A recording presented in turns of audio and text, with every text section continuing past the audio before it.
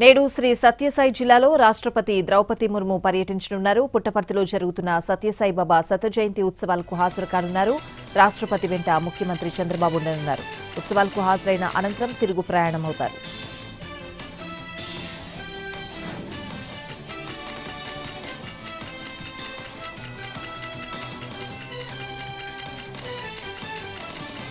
హైదరాబాద్ బొల్లారంలోని రాష్ట్రపతి నిలయంలో భారతీయ కళా మహోత్సవం సెకండ్ ఎడిషన్ను రాష్ట్రపతి ద్రౌపది ముర్ము ప్రారంభించారు. నేటి నుంచి నెల 30 వరకు ఉదయం 10 గంటల నుంచి రాత్రి 8 గంటల వరకు ఈ కార్యక్రమాలు కొనసాగనున్నాయి. ఇండియన్ ఆర్ట్స్ ఫెస్టివల్ 2వ ఎడిషన్ ప్రారంభోత్సవంలో పాల్గొనడం తనకు సంతోషంగా ఉందన్నారు ముర్ము. ఈ ఉత్సవం మొదటి ఎడిషన్లో ఈశాన్య భారతదేశం గొప్ప సాంస్కృతిక వారసత్వాన్ని మనకు పరిచయం చేశారని తెలిపారు.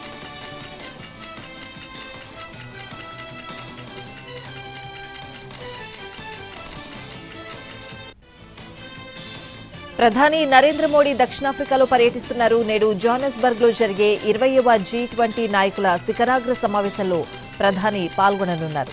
ఆఫ్రికా ఖండంలో G20 సదస్సు జరగడం ఇదే మొదటిసారి కావడం ఈ పర్యటన ప్రత్యేకత. ఈ ఏడాది సదస్సు ఐక్యత, సమానత్వం, సుస్థిరత అనే థీమ్తో జరుగుతోంది. ప్రధానమంత్రి నరేంద్ర మోడీ G20 సదస్సులో జరిగే 3 ప్రధాన సెషన్స్లోనూ మాట్లాడనున్నారు. గ్లోబల్ సౌత్లో వరుసగా జరుగుతున్న 4వ G20 సమావేశమిది.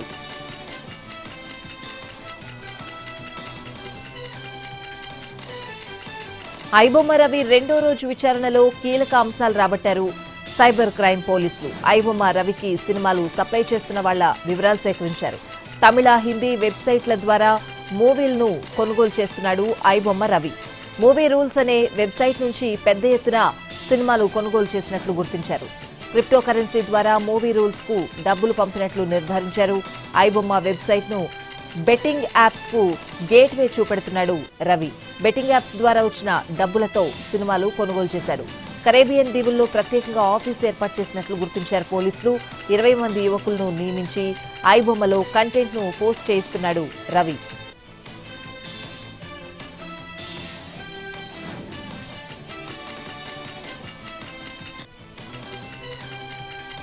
నాగర్ కర్నూలు జిల్లా కొల్లాపూర్లో ప్రపంచ మత్స్యకార దినోత్సవాన్ని పురస్కరించుకుని మత్స్యకారుల బహిరంగ సభ నిర్వహించారు.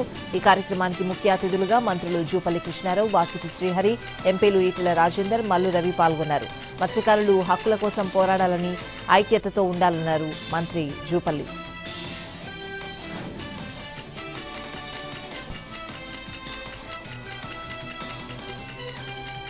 శేరలింగంపల్లి, కొండాపూర్లో కబ్జాకోరుల ఆగడాలకు హైడ్రా చెక్ పెట్టింది. పార్కులు, ప్రజావసరాలకు ఉద్దేశించిన స్థలాలకు బై నెంబర్లు వేసి కొట్టివేయాలని చేసే ప్రయత్నాలను హైడ్రా అడ్డుకుంది. దాదాపు 4 ఎకరాల మేర పార్కులు, ప్రజావసరాలకు ఉద్దేశించిన స్థలాన్ని కాపాడి చుట్టూ ఫెన్సింగ్ ఏర్పాటు చేసింది. పార్కు స్థలాలుగా పేర్కొంటూ హైడ్రా బోర్డులు పెట్టింది.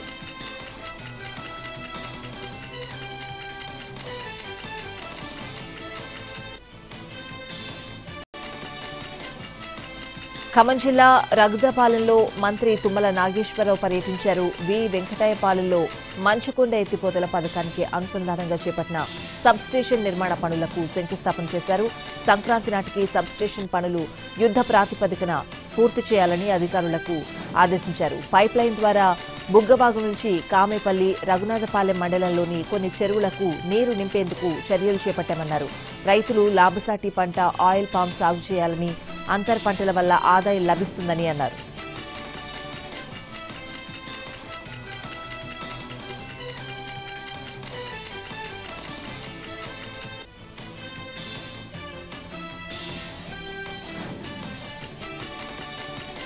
నాగర్ కర్నూలు జిల్లా కొల్లాపూర్లో ప్రపంచ మత్స్యకార దినోత్సవం పురస్కరించుకుని మత్స్యకారుల బహిరంగ సభ నిర్వహించారు. ఈ కార్యక్రమానికి ముఖ్య అతిథులుగా మంత్రులు జూపల్లి కృష్ణారావు, వాకిటి శ్రీహరి, ఎంపీలు ఈటెల రాజేందర్, మల్లు రవి పాల్గొన్నారు. మత్స్యకారులు హక్కుల కోసం పోరాడాలని, ఐక్యతతో ఉండాలన్నారు మంత్రి జూపల్లి.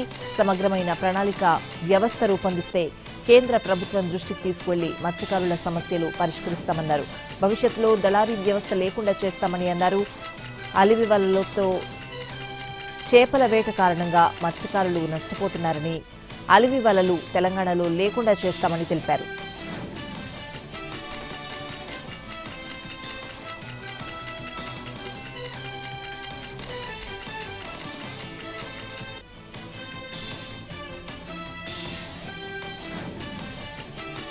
మూడేళ్లలో 17 లక్షల ఇళ్ల నిర్మాణమే లక్ష్యమన్నారు ఏపీ సీఎం చంద్రబాబు. ప్రతి 3 నెలలకోసారి సామూహిక గృహప్రవేశాలు ఉండేలా ప్రణాళిక చేస్తున్నట్లు తెలిపారు.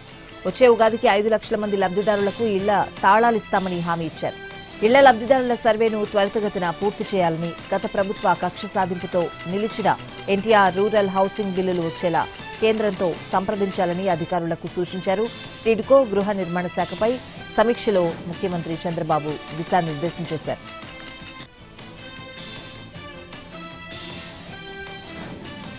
10వ తరగతి పరీక్షల షెడ్యూల్ విడుదల చేసింది ఏపీ ఎస్ఎస్సీ బోర్డు. మార్చి 16 నుంచి ఏప్రిల్ 1 వరకు ఎగ్జామ్స్ ఉంటాయి. పరీక్షలన్నీ ఉదయం 9:30 నుండి 12:45 మధ్య షెడ్యూల్ చేశారు. మార్చి 16న ఫస్ట్ లాంగ్వేజ్, 18న సెకండ్ లాంగ్వేజ్, మార్చి 20న ఇంగ్లీష్, 23 గణితం, 25న ఫిజిక్స్ ఎగ్జామ్స్ ఉంటాయి. మార్చి 28న బయాలజీ, 30 సోషల్ స్టడీస్, 31న ఫస్ట్ లాంగ్వేజ్ పరీక్షలు నిర్వహిస్తారు. ఏప్రిల్ 1న ఓఎస్ఎస్సీ సెకండ్ లాంగ్వేజ్ పేపర్ 2 పరీక్ష ఉంటుంది.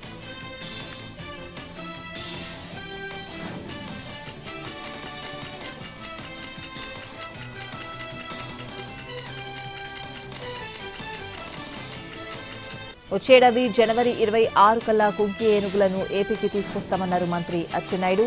ఈలోపు కావాల్సిన సౌకర్యాలను అందుబాటులోకి తెస్తామని తెలిపారు ఆయన.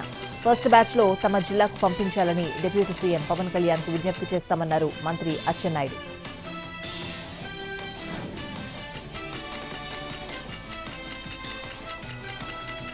కోర్టు విచారణకు వెళ్లిన జగన్ను చూసేందుకు జనం చూడ్డానికొస్తే టీడీపీ నేతలు ఓర్వలేక ఇష్టానుసారంగా మాట్లాడారని మండిపడ్డారు కాకాణి. జనం తరలిస్తే రారు, అభిమానం ఉంటేనే వస్తారంటూ చంద్రబాబుపై వ్యంగ్యాస్త్రాలు సంధించారు.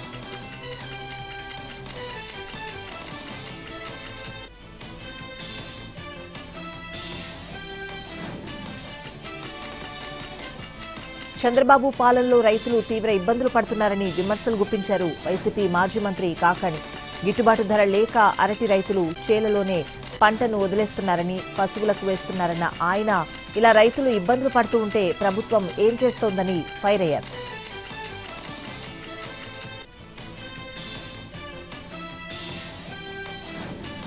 ఏలూరు జిల్లాలో కేంద్ర బృందం పర్యటించింది. పోలవరం ప్రాజెక్టు నిర్మాణ పనులను పరిశీలించింది. పనుల వివరాలను కేంద్ర బృందానికి జలవనరుల శాఖ అధికారులు వివరించారు. క్వాలిటీ కంట్రోల్ ల్యాబ్లో మట్టిరాయి పరీక్షించే విధానాన్ని అధికారుల నుండి సెంట్రల్ టీం అడిగి తెలుసుకుంది. అలాగే పోలవరం ప్రాజెక్టు మోడల్ డ్యామ్ ని పరిశీలించిన బృందం స్పిల్వేలోని గేట్లను చేసే సిలిండర్లు, పవర్ క్యాక్స్ పనితీరు గురించి కూడా అడిగి తెలుసుకున్నారు.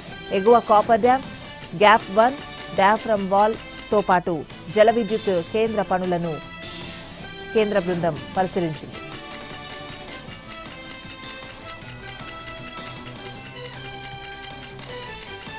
విజయవాడ పరిసర ప్రాంతాల్లో పోలీసులు విస్తృత తనిఖీలు చేపట్టారు. గతంలో ఎన్నడూ లేని విధంగా మావోయిస్టులు పట్టుబట్టడంతో అప్రమత్తమయ్యారు పోలీసులు.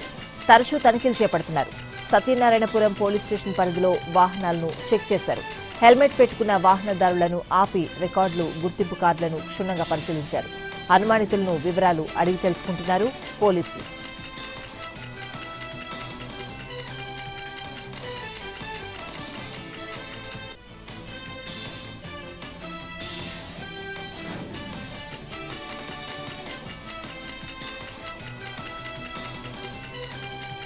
బెంగళూరులో ఏటీఎం వ్యాన్ చోరీ కేసులు ఛేదించారు పోలీసులు. చోరీ చేసిన 7.5 కోట్ల నగదును పట్టుకున్నారు బెంగళూరు, చిత్తూరు పోలీసులు. చిత్తూరు జిల్లా కుప్పల్లో నగదును స్వాధీనం చేసుకున్నారు. 7 నిందితులను అదుపులోకి తీసుకున్నారు.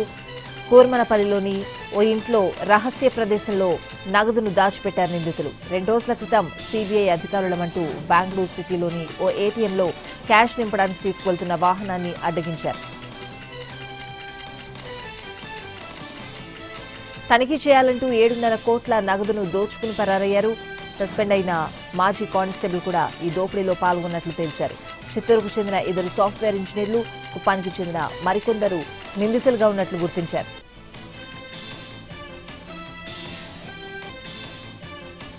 అన్నమయ్య జిల్లా రాజంపేట మండలంలో అరటి రైతులు గిట్టుబాటు ధర లేక ఆవేదనలో ఉన్నారు. గెలలను కోయలేక చెట్లపైనే వదిలేశారు.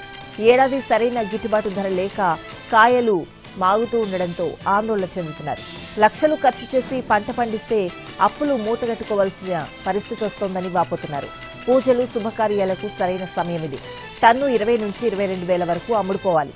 కానీ బయట ప్రాంతాలకు ఎగుమతి లేక 2,000 కూడా పలకడం లేదని దిగులు చెందుతున్నారు. తమకు గిట్టుబాటు ధర కల్పించి ప్రభుత్వం ఆదుకోవాలని వారు కోరుతున్నారు.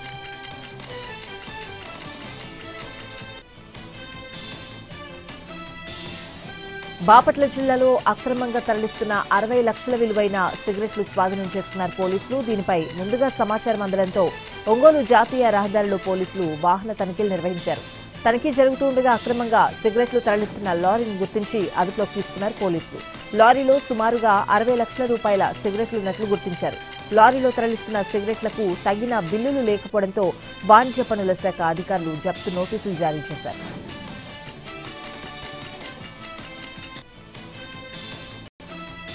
అంబేద్కర్ కోనసీమ జిల్లాలోని చిరయానం గ్రామంలో మత్స్యకార ఆధ్వర్యంలో ప్రపంచ మత్స్యకార దినోత్సవ వేడుకలు జరిగాయి. జిల్లా కలెక్టర్ మహేష్ కుమార్, ఎమ్మెల్యే దాట్ల సుబ్బరాజు ఈ కార్యక్రమంలో ముఖ్య అతిథులుగా పాల్గొన్నారు. సీవీడ్ పెంపకం ద్వారా మహిళలకు అధిక ఆదాయం సాధ్యమన్నారు కలెక్టర్. గ్రామంలో పచ్చపీతల హ్యాచరీ ఏర్పాటు చేస్తామని తెలిపారు. గ్రామ రహదారి మరమ్మతులు త్వరలో చేపడతామని ఎమ్మెల్యే హామీ ఇచ్చారు.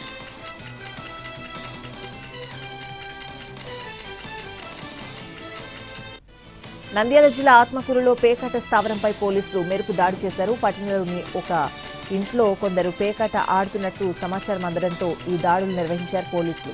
ఈ దాడుల్లో 7 పేకాట రాయిళ్లను రెడ్ హ్యాండెడ్ గా పట్టుకున్నారు. వారిని అదుపులోకి తీసుకున్న పోలీసులు వారి నుంచి 5,200 రూపాయల నగదును స్వాధీనం చేసుకున్నారు. అసాంఘిక కార్యకలాపాలకు పాల్పడితే వారిపై కఠిన చర్యలు తప్పవని హెచ్చరించారు. 10వ బీహార్ ముఖ్యమంత్రిగా బాధ్యతలు చేపట్టిన నితీష్ కుమార్ శాఖలకు సంబంధించిన కీలక నిర్ణయం తీసుకున్నారు. ఎన్నికల భాగస్వామి ఎన్డీఏ కూటమి కోసం హోంశాఖను వదులుకున్నారు. బీహార్ బీజేపీ నేత సామ్రాట్ చౌదరికి డిప్యూటీ సీఎంతో పాటు హోంమంత్రి బాధ్యతలు అప్పగించారు. 2 దశాబ్దాల బీహార్ రాజకీయ చరిత్రలో బీజేపీ నేతకు కీలక పదవి దక్కడం ఇది తొలిసారి.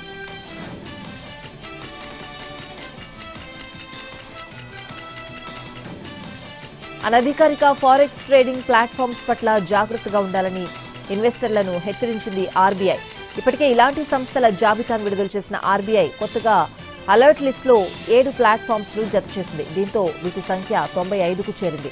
వీటిలో స్టార్నెట్, ఎఫెక్స్, క్యాప్లేస్, మిరాక్స్, ఫ్యూజన్ మార్కెట్స్ చేరాయి.